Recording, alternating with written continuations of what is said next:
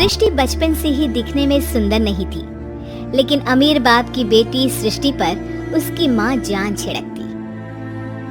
मेरी बेटी कितनी प्यारी है, भगवान सबको सृष्टि जैसी बेटी दे। सृष्टि धीरे धीरे बड़ी होती है। एक दिन सृष्टि की सहेली कहती है, तू दिखने में कितनी अजीब सी है, लेकिन मैं जानती हूँ हम सब में सबसे अच्छी शादी तो तेरी ही होगी। तेरे पापा अमीर जो है। और बता नहीं सकते यार, दहेज तो हर कोई देता है, ये क्या ज्यादा ले जाएगी अपने पति के लिए? अरे बड़े शहर में कोठी है इसके पापा की। अरे पापा की है ना, कौन सी इसकी है? इसकी होती तब तो कोई भी लड़का इससे शादी कर लेता। अरे पापा की मतलब पापा की है तो मेरी ही है ना? किसने कहा? अब तेरी तो तब होगी ना जब तेरा भाई ना हो। वैसे भी शादी के बाद सारी प्रॉपर्टी भाई के नाम होती है। सृष्टि समझ जाती है कि उसे किसी भी हालत में माँ बाप की सारी प्रॉपर्टी को अपने नाम करना है, लेकिन कैसे? एक दिन सृष्टि का भाई शीनू कहता है, बहन क्या कर रही है? तुझसे एक बात करनी है। अरे हाँ हाँ करना, मैं तो तेरी बहन हूँ। बहन मेरी लाइफ में ना एक लड़की है, बहुत अच्छी है। मैं सोच रहा हूँ माँ और पापा से बात करूँ शादी के लिए। सृष्टि को समझ में आ जाता है कि भाई की शादी होते ही भाभी उसे एक दिन भी घर में बर्दाश्त नहीं करेगी। क्या बात है भाई, बताना कौन है वो? यार वो बहुत अच्छी लड़की है, पढ़ी लिखी है, मेरे साथ जॉब भी करती है। बस एक प्रॉब्लम है। प्रॉब्लम? क्या प्रॉब्लम है भाई? यार वो शादीशुदा है, लेकिन उसके पति ने उसे सिर्फ इसलिए छोड़ दिया क्योंकि उसके माँ बाप दहेज नहीं दे पाए। सृष्टि ये सुनकर न जाने क्यों खुश हो जाती है। अरे भाई तो क्या हुआ, लड़की तुझे तो पसंद है ना? शीनू को लगता है कि बहन उसे समझ रही है। वो इस बात से अनजान होता है कि उसकी बहन की मंशा पूरा घर हड़पने की है। सृष्टि अपनी माँ से कहती है, मम्मी मुझे तो बहुत चिंता है, पता है शीनू क्या कर रहा है? अरे क्या कर रहा है, वो तो काम पर जाता है और वापस घर आता है। नहीं ना माँ, वो यही तो नहीं कर रहा, बाकी सब कर रहा है। आपको पता है उससे प्यार है, और वो भी एक शादीशुदा लड़की से। ये क्या हो गया, मैं सोसाइटी में क्या मुंह दिखाऊंगी? अरे तेरे पापा तो यही कहेंगे कि मैंने ही उसे बिगाड़ दिया है। माँ देखो मेरी बात मानो, पापा पर भी विश्वास करने की जरूरत नहीं है। अब आप ही बताओ, पापा इतनी देर घर के बाहर रहते हैं क्यों? बोलो। अरे बेटा वो तो नौकरी करते हैं ना। तू बहुत भोली है माँ, पापा का ऑफिस तो 7 बजे खत्म हो जाता है, लेकिन देखो कितनी देर से आते हैं। अरे नहीं नहीं बेटा, ऐसी कोई बात नहीं है। सृष्टि माँ को एक औरत से बात करते पिता की फोटो दिखाती है।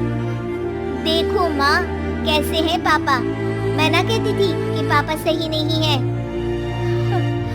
मैं तेरे पापा से बात करूंगी, दे फोटो मुझे। ओ माँ वो तो डिलीट हो गई।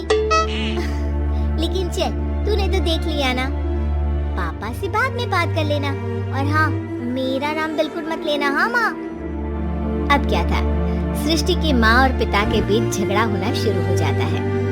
सृष्टि के मन में क्या चल रहा था कोई नहीं जानता था। एक दिन माँ सृष्टि के लिए एक लड़का देखा है, वो लोग शाम को उसे देखने आने वाले हैं। और हाँ माँ एक खुशखबरी, मैं और पापा मिलकर एक नया बिजनेस ट्राई कर रहे हैं।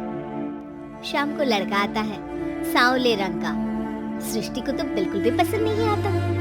लड़की की माँ कहती है, लड़की का चेहरा तो कोई खास नहीं, लेकिन अगर मेरे बेटे को आप लोग सेटल कर दें तो मैं उसकी शादी आपकी बेटी से करवा दूंगा।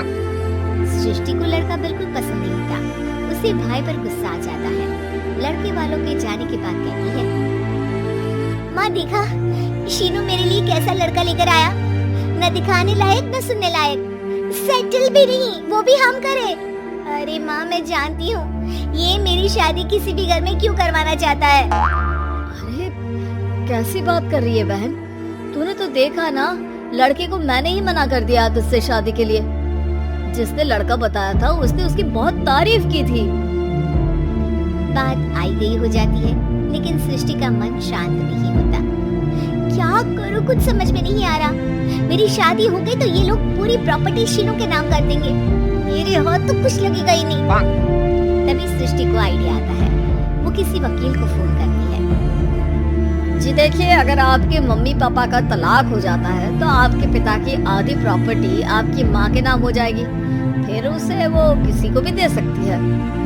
सृष्टि अब माँ को बेटे के खिलाफ करती है। माँ, शीनू पर नजर रखा करो, वो जिस लड़की के प्यार में है ना वो शादीशुदा है।